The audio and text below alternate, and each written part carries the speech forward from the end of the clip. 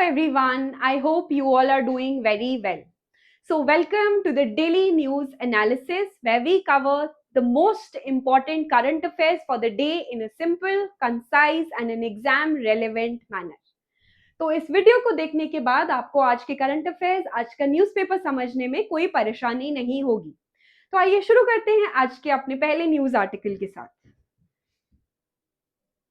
Okay, so the first news article talks about India's first anti-terror response policy called as the Prahar. It says India releases first anti-terror policy called Prahar. तो इस news article से आपको from exam point of view you should first no what is प्रहार, ये किस चीज से related है ये एक्रोनिम प्रहार। दूसरा आपको पता होना चाहिए कि कौन सी मिनिस्ट्री ने ये प्रहार पॉलिसी रोल आउट की है। Yes, then you should know कि प्रहार से पहले हमारी कंट्री में कैसे टेरर रिस्पॉन्स होता था और प्रहार के आने के बाद हमारी कंट्री में टेरर रिस्पॉन्स किस तरह से बेटर होगा। Yes, what are the key objectives and policy focus of this new anti-terror policy called as Prahar. So let us understand all these points one by one. सबसे पहले आपको जानना है that Prahar is India's first comprehensive anti-terror policy. Okay, so that is what makes it special कि आज तक की जो हमारी पहली anti-terror policy अभी recently roll out हुई है, that is Prahar, that is our first anti-terror policy. Okay, second you need to know कौन सी मिनिस्ट्री ने रिलीज किया है, तो it was released by the Ministry of Home Affairs. Okay, you do not have to get confused कि Ministry of Defense है या Ministry of Home Affairs.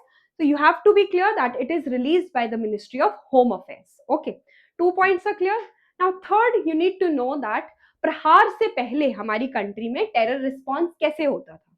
Yes, तो अगर हम पहले की बात करें तो जो हमारा टेरर रिस्पॉन्स था, जो एंटी टेरर स्ट्रैटेजी थी, that was very ad hoc and fragmented. Yes, अब इससे क्या मतलब है मेरा कहने का, इससे ये मतलब है कि जब कोई टेरर अटैक हो जाता था तो हम उसके बाद ये डिसाइड करते थे कि क्या एक्शन लेना है। Yes, our action varied from case to case basis. Yes, हमारा कोई प्री प्लान स्ट्रैटेजी या हमारा कोई प्री प्लान रिस्पॉन्स नहीं था।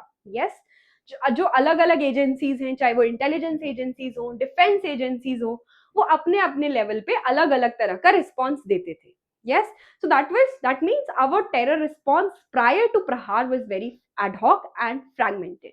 कोई ये क्लियर रोड मैप नहीं था कि मान लीजिए अगर टेरर अटैक अनफॉर्चुनेटली हो जाए तो हमें क्या करना है। Yes, we did not have very clear guidelines on that. Yes, तो जो प्रहार है that overcomes this shortcoming. Yes, it provides a unified national framework to counter terrorism. Yes, एक unified national framework. Yes, जिसने कि हर एजेंसीज की responsibilities clearly define कर दी है कि अगर कोई टेरर अटैक होता है तो इस एजेंसी को क्या करना है, इंटेलिजेंस को क्या करना है, डिफेंस को क्या करना है। यस, तो वो सारा डिफाइन किया गया है हमारी जो न्यू पॉलिसी है प्रहार में। Yes, it clearly lays down the road map to be followed in case of a unfortunate terror incident. Okay, clear? This much is clear. So we have covered 3 points so far. Now next we need to understand what kind of terror threats, what kind of terror incidents are recognized under the Prahar policy. हमने किन सारी terror incidents की बात की है Prahaar policy के under. Yes, so what is the threat landscape identified? सबसे पहले जो प्रहार पॉलिसी है that identifies cross border and sponsored terrorism. Yes, you all know that Pakistan sponsors terrorism in our country. Yes, तो जो आपकी प्रहार पॉलिसी है उसने क्लियर गाइडलाइंस ले डाउन किए कि हमें कैसे क्रॉस बॉर्डर टेररिज्म से डील करना है। Yes, India continues to face cross-border sponsored terrorism, especially from proxy jihadi groups and their support networks. Global terror organizations such as Al-Qaeda and ISIS have been identified as trying to incite violence within India via sleeper cells and propaganda. Yes, तो जो प्रहार policy है उसने ये cross border terrorism को पूरी तरह से रिकॉग्नाइज किया और उससे डील करने के लिए गाइडलाइंस ले डाउन की। Second, it also recognizes the emerging threats, the emerging terror threats, such as the technological and cyber threats. ठीक है, तो जो आपकी प्रहार पॉलिसी है that recognizes, that acknowledges this fact that India today faces terrorism on all the 3 fronts. Yes, India land पे भी terrorism face करती है, sea में भी और air में भी. Yes, उसी तरह से the प्रहार policy also recognizes the presence of technological and cyber threats to India. Yes, there can be cyber attacks. Yes, जो हमारा क्रूशियल इंफॉर्मेशन है, जो हमारा नेशनल सिक्योरिटी के लिए इंपॉर्टेंट डेटा है, वो साइबर थ्रेट्स के चलते हुए खतरे में आ जाता है. Yes, so it recognizes these emerging technological threats, including use of drones, robotics, dark web, yes, cyber threats, etc., etc. Okay, so the next threat recognized by Prahar is CBRNED concerns. Now, CBRNED stands for chemical, biological, radiological, nuclear, explosive and digital materials. Yes, अगर कोई biological threat है तो उसको भी tackle करने की strategy हमने बना दी है. अगर कोई रेडियोलॉजिकल थ्रेट है उसको भी, अगर कोई साइबर थ्रेट है उसको भी. तो जो प्रहार policy, that is a very comprehensive policy. उसने सिर्फ एक तरह के थ्रेट्स को रिकॉग्नाइज ना करते हुए हर तरह के थ्रेट्स को अब रिकॉग्नाइज किया है और हर तरह के थ्रेट्स के लिए हमारी क्लियर एक्शन एजेंडा को ले डाउन किया है. I hope this is clear. Yes, now let's move to next point. What are the objectives and policy focus of this प्रहार पॉलिसी. इस पॉलिसी के थ्रू हम क्या अचीव करना चाहते हैं. यस, सबसे पहले तो it is a unified strategy. Yes, ये सिर्फ टेररिज्म की बात नहीं करती है Prahaar policy. It also talks about counter radicalisation. Yes, radicalisation आप समझते हैं. रेडिकलाइजेशन का मतलब होता है कि जब कोई इंडिविजुअल एक्सट्रीम आइडियोलॉजिकल बिलीफ्स को अडॉप्ट करने लग जाए. Yes, extreme ideological beliefs as in that person starts getting involved in violence or start justifying violence. That is radicalization. Yes, या तो वो इंसान टेररिज्म को सपोर्ट करने लग जाएगा या खुद ही टेरर एक्टिविटीज में इन्वॉल्व हो जाएगा, उसे कहते हैं radicalisation. Yes, so Prahaar is design to integrate not only terrorism but also radicalisation, cyber security and coordinated security response mechanism into one cohesive policy. हमने इन सारी चीजों को कवर करते हुए एक पॉलिसी बना दी. Okay, then protection of critical infrastructure. Critical infrastructure मतलब ऐसा इंफ्रास्ट्रक्चर जो और बाकी सारी सर्विसेज की स्मूथ फंक्शनिंग के लिए, वेल फंक्शनिंग के लिए जरूरी है. यस, जैसे कि आपका power, electricity infrastructure, yes, energy system, railways, aviation. Yes, इन सबको प्रोटेक्ट करना, इस क्रिटिकल इंफ्रास्ट्रक्चर को प्रोटेक्ट करना is another objective of Prahaar policy. Then it also talks about centre state coordination. Yes, कई बार आपने देखा होगा टेरर इंसिडेंट्स में क्या होता है, due to lack of coordination between center and state, a lot of time the situation goes very much out of hand. जो हार्म हम करने से बचा सकते थे वो सेंटर स्टेट कोऑर्डिनेशन ना होने के बजाय हार्म ज्यादा हो जाता है. Yes, so it says that this prahar policy has strengthened mechanisms for cooperation between central and state law enforcement and intelligence agencies. yes, ताकि ये जो इंटेलिजेंस एजेंसीज हैं, लॉ एनफोर्समेंट एजेंसीज हैं स्टेट और सेंटर के अंडर, वो आपस में बेटर कोऑर्डिनेशन से काम कर सकें. Okay, then the last point is legal preparedness. Yes, Prahaar policy emphasises कि हमें we have to focus on prosecution readiness.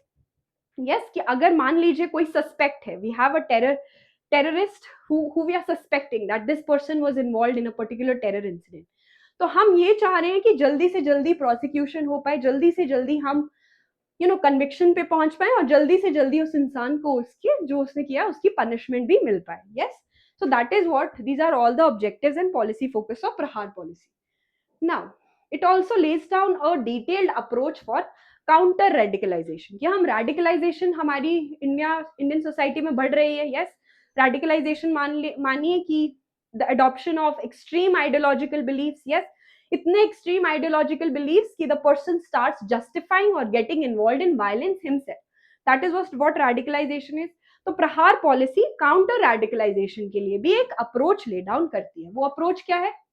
yes, so the first point is that intelligence and law enforcement agencies are to identify vulnerable individuals early and apply graded police responses. yes, जो police को लग रहा है कि yes this is a vulnerable individual, उसकी activities से लग रहा है, उसके बिहेवियर से लग रहा है कि ये यूथ या फिर ये इंडिविजुअल इज गेटिंग रेडिकलाइज, तो पुलिस को उसे पहले ही आइडेंटिफाई करना है, अर्ली आइडेंटिफिकेशन करनी है और फिर अकॉर्डिंगली उसको we have to ensure that person's de-radicalization. Yes, the second is community engagement. Yes, this is an important step, a good step, that community leaders, moderate religious voices, NGOs and civil society will also be involved towards deradicalisation. Yes, जो religious leaders है, जो neutral religious leaders है, yes, जो NGOs हैं, जो civil society है, yes, उनको भी इन्वॉल्व किया जाएगा कि सोसाइटी में रेडिकलाइजेशन कम हो। यस, वो ऐसे थॉट्स प्रमोट करें, ऐसी वैल्यूज, ऐसे प्रिंसिपल्स प्रमोट करें कि जिससे जो जो पर्सन है, जो इंडिविजुअल्स हैं, वो एक्सट्रीम आइडियोलॉजी की तरफ ना जाएं।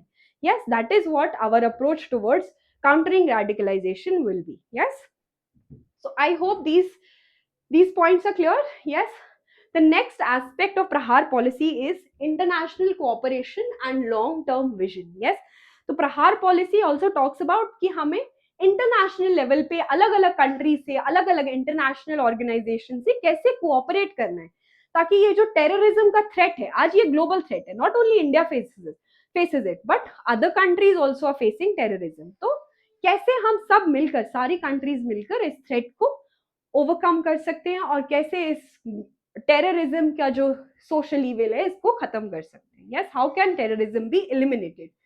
So Prahar stresses the need for international cooperation, including intelligence sharing, extradition of fugitives, and joint global efforts against terror networks. Yes, it emphasizes कि all of us, all the countries have to work together against terrorism. वो किसी भी form में हो सकता है, जैसे intelligence sharing. Yes, अगर हमें कुछ इंटेलिजेंस इनपुट मिला है जो मान लीजिए किसी और कंट्री के लिए यूजफुल है, यस, तो हम उसको वो इंटेलिजेंस शेयर कर लेंगे। यस, दूसरा है एक्स्ट्राडिशन ऑफ फ्यूजिटिव्स। फ्यूजिटिव्स मतलब कि अगर कोई टेररिस्ट हमारी कंट्री से टेरर क्राइम करके दूसरी कंट्री में भाग गया, तो उसे हम वापस कैसे ला सकते हैं, उसको how can we get him back and how can we ensure that justice is served. Yes, how can we bring him to punishment? This is what extradition of fugitives means. Then second is zero tolerance of legal framework. Yes, जो प्रहार policy है that emphasizes zero tolerance policy. ठीक है, कि हम terrorist के against, terrorism के against hours will be zero tolerance, कि हम बिल्कुल टॉलरेट नहीं करेंगे। अगर कुछ टेरर इंसिडेंट होता है तो we will take a strict action. This is what zero tolerance means. Then is whole of society approach. Yes, whole of society, जैसे हमने बात की रेडिकलाइजेशन में हम एनजीओज को भी एंगेज करेंगे, सिविल सोसाइटी को एंगेज करेंगे, जो रिलीजियस लीडर्स हैं उनको एंगेज करेंगे। इस तरह से हम ट्राई करेंगे कि हमारी पूरी सोसाइटी के members they can come together. Yes, all of us can come together to fight against terrorism. It should not only be the government's responsibility, but we should also be doing our part. So this is what whole of the society approach means. Yes, so I hope these are clear. And capacity building मतलब कि जो हमारी security agencies हैं, जो हमारी intelligence agencies हैं, उनकी capacity को हम और स्ट्रेंथन करेंगे, हम उन्हें और ट्रेनिंग देंगे, और अच्छे उनको वेपन्स देंगे, ताकि वो टेररिज्म से लड़ने में केपेबल हो। Yes, that is what capacity building means. Now I hope all these points regarding Prahar policy are clear. Yes, this is a new policy. It becomes important for your prelims as well as for your mains. Yes, आपका GS paper 3 में internal security का portion है। Yes, तो वहां पे भी उस topic के अंडर भी ये वाला टॉपिक बहुत इंपॉर्टेंट बन जाता है कि प्रहार पॉलिसी क्या है, उसको कौन सी मिनिस्ट्री ने लॉन्च किया है, उसके ऑब्जेक्टिव्स क्या हैं, उसमें किस तरह के थ्रेट्स आइडेंटिफाई किए हैं, उसमें हमने किस तरह की अप्रोच का बात किया है। यस, जैसे whole of society approach, zero tolerance approach, yes, global partnerships approach, ये सारे पॉइंट्स जब आप लिखेंगे अपने आंसर में, तो that will make your answer more accurate and more correct. Okay, so I hope all the points are clear about Prahar policy. Please revise it once again. Okay, now we'll move to the next article. Okay, there's one more aspect left कि इस policy का significance क्या है. तो सबसे पहले तो ये एक डॉक्ट्रिनल शिफ्ट है. जैसे हमने स्टार्टिंग में भी बात की थी कि अभी तक हमारा जो टेरर रिस्पॉन्स था that was very ad hoc and fragmented, but अब हमने एक नेशनल लेवल डॉक्ट्रिन बना दिया. Yes, and it has a comprehensive scope. Comprehensive scope मतलब ये हर तरह के टेरर थ्रेट्स को कवर करती है. यस, ये सिर्फ एक टेरर थ्रेट से के लिए सीमित नहीं है, but it covers and recognizes all kinds of terror threats. The third is it is a standardized national framework. एक ऐसा framework जो हम हर तरह के टेरर इंसिडेंट में अप्लाई कर सकते हैं. We won't have to think okay now what next. अगर कभी कुछ अनफॉर्चुनेट टेरर इंसिडेंट होता है तो हमें सोचना नहीं होगा. We'll already have a clear framework. Okay, I hope these points are also clear. Now let's move to the next news article. It's a study that was published in the Hindu. Yes, it is about the use of pesticides.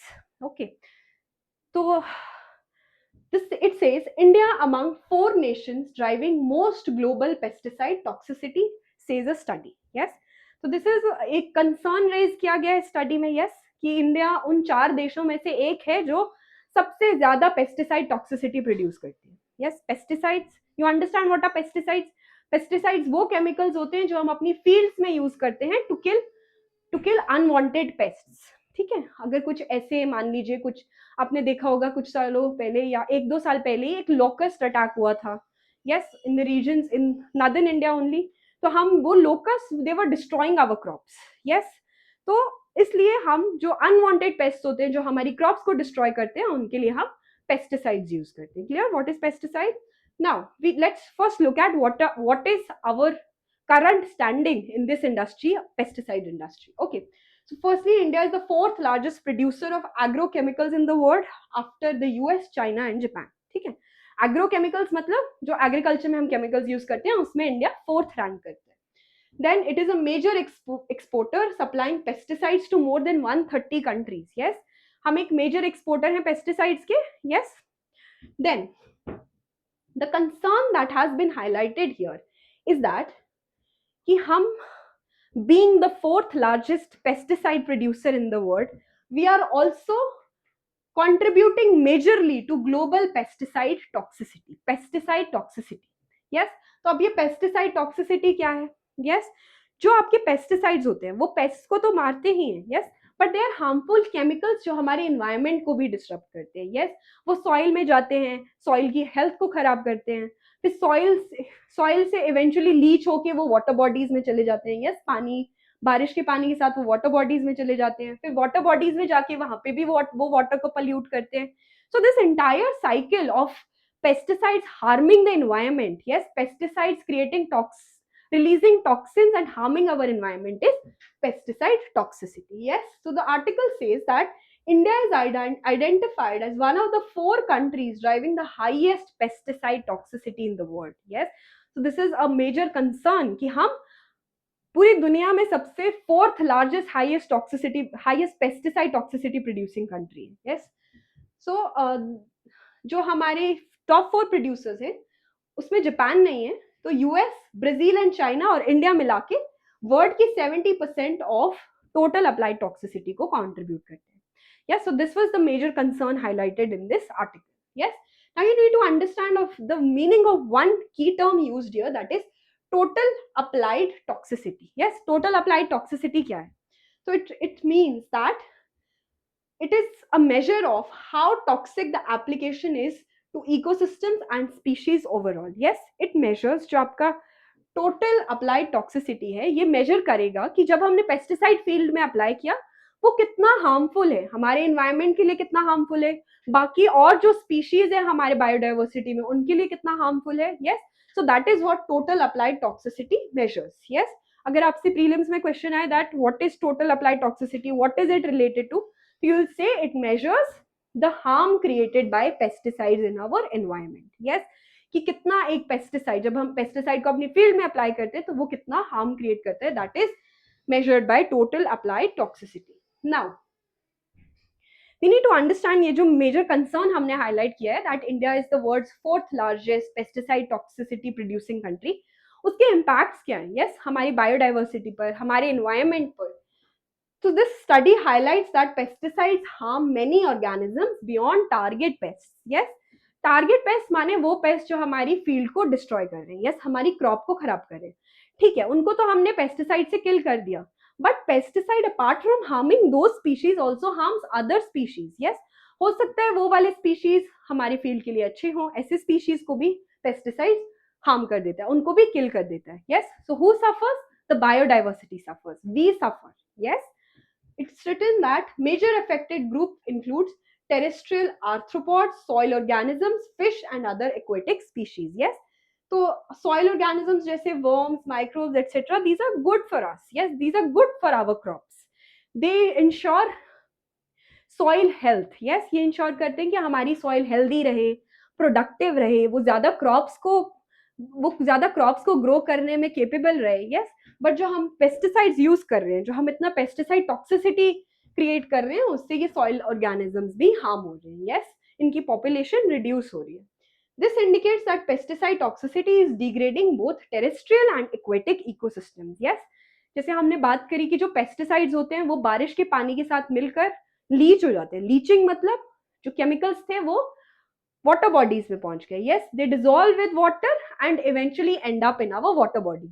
Water bodies में वो क्या करेंगे, जो aquatic वहां पे biodiversity है, जो aquatic animals हैं, जो फिशेज हैं, उनको हार्म करेंगी. यस, वो उससे उनकी जो लाइफ है वो उससे इफेक्ट हो जाएगी. Yes, clear.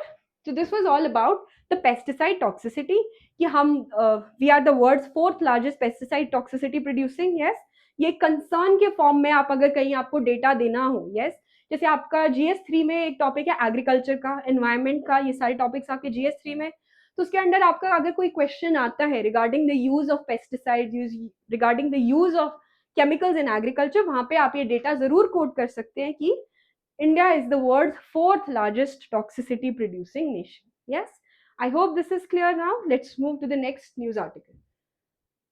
Okay, the next news article talks about the HPV vaccine. HPV vaccine. So it says that government to roll out HPV vaccination drive later this month to prevent cervical cancer. Single doses shot for 14-year-olds. Okay. सबसे पहले हमें यहाँ पे जो keyword समझना है इस news article में, that is regarding HPV vaccine. तो एचपीवी क्या है, यस, वो वैक्सीन क्या है, एचपीवी वैक्सीन, वो सारा हम एक एक करके समझते हैं. Okay, the first thing is you should know about the HPV. HPV stands for human papilloma virus. Yes, full form पता होनी चाहिए आपको सबसे पहले. HPV stands for human papilloma virus. Yes, so these are a group of more than 200 related viruses that infect the skin and mucous membranes. Yes, ये हमारी skin को effect करता है और हमारी जो म्यूकस मेम्ब्रेन्स होती है inside our mouth, our throat, और जो हमारी गैस्ट्रोइंटेस्टाइनल जो पाइप होती है उसके अंदर जो वायरस होता है, जो इफेक्ट करता है, वो होता है human papilloma virus. Okay, then what are the core features, how is it transmitted. First you should know कि एचपीवी की फुल फॉर्म क्या है. Yes, human papilloma virus. दूसरा आपको पता होना चाहिए कि एचपीवी कहाँ पे हमें इफेक्ट करता है. हमारी स्किन पे इफेक्ट करता है, हमारी म्यूकस मेम्ब्रेन पे इफेक्ट करता है, माउथ में इफेक्ट करता है. Okay, this is clear. Then the next you should know कि ये वायरस ट्रांसमिट कैसे होता है. एचपीवी अगर एक तरह का वायरस है तो ये कैसे एक इंडिविजुअल से दूसरे इंडिविजुअल में ट्रांसमिट होता है. ठीक है, so the transmission is primarily through skin to skin contact और sexual contact. Yes, either skin to skin, just skin to skin contact, और आइदर सेक्सुअल कॉन्टैक्ट के थ्रू ये वायरस वन इंडिविजुअल से दूसरे इंडिविजुअल में स्प्रेड होता है. Second, you need to know what is the prevalence of HPV virus is mostly among sexually active people get HPV at some point in their life. That means it's quite prevalent. Yes. Then you need to know what are the two types. There is low risk HPV, there is high risk HPV. जो low risk HPV होता है, as the name suggests, it causes less severe diseases, like it will cause warts, etc. But जो आपका high risk HPV है, just like the name suggests, it causes high risk diseases such as the cancer. Yes. तो it mainly causes, जो आपका HPV virus है, that is mainly associated with the cervical cancer. Yes, अगर ये virus को आप मतलब if a person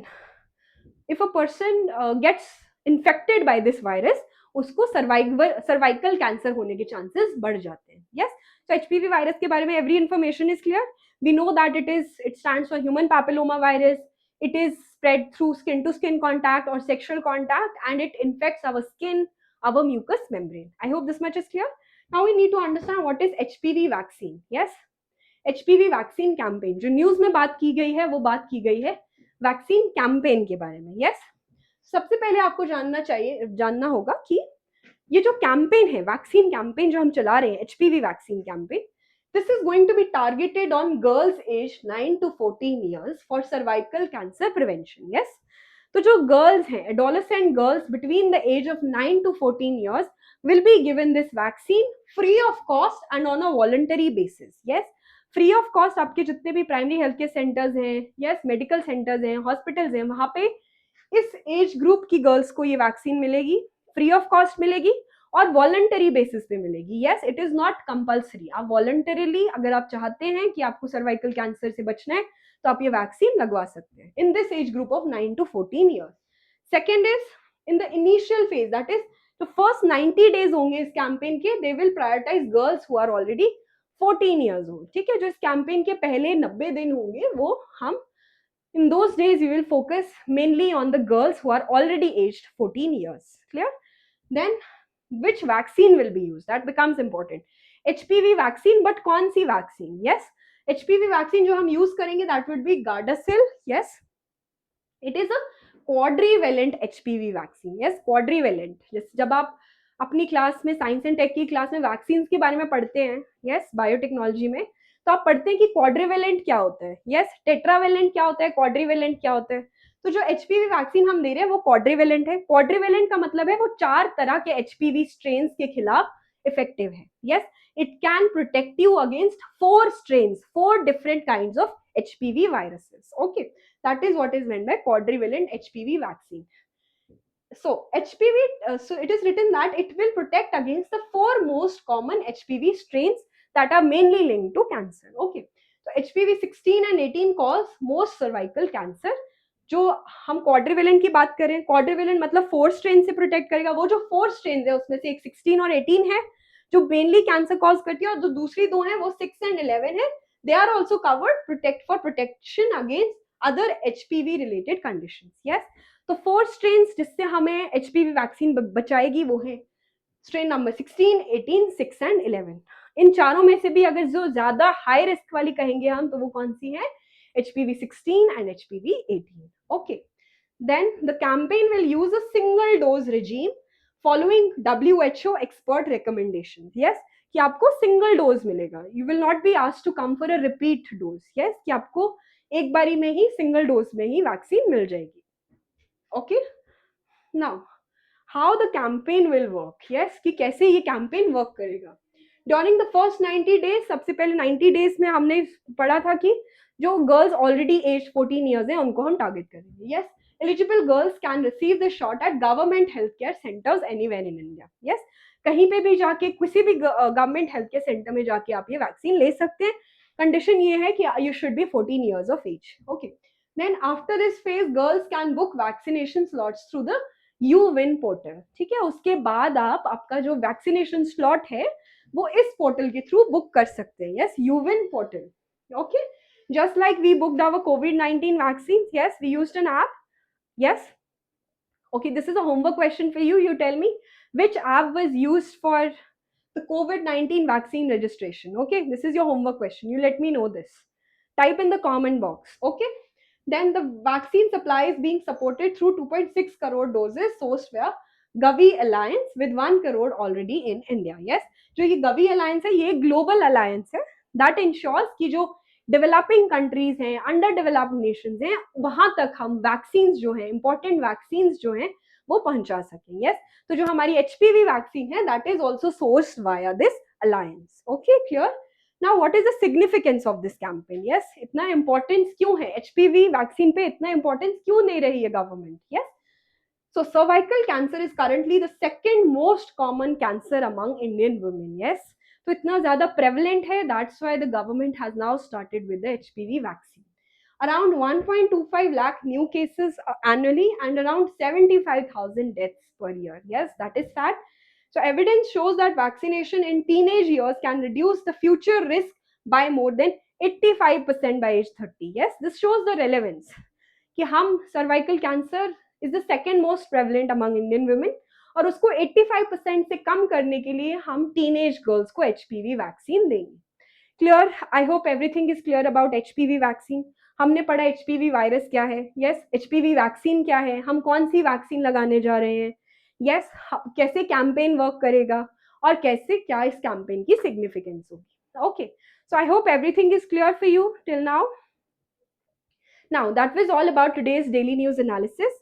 Yes, we will meet again tomorrow with tomorrow's current affairs. Okay, so till then, you have to revise and you have to answer me that one question. Yes, कि COVID-19 vaccine registrations were done through which app, which mobile app. Okay, so thank you so much. Take care.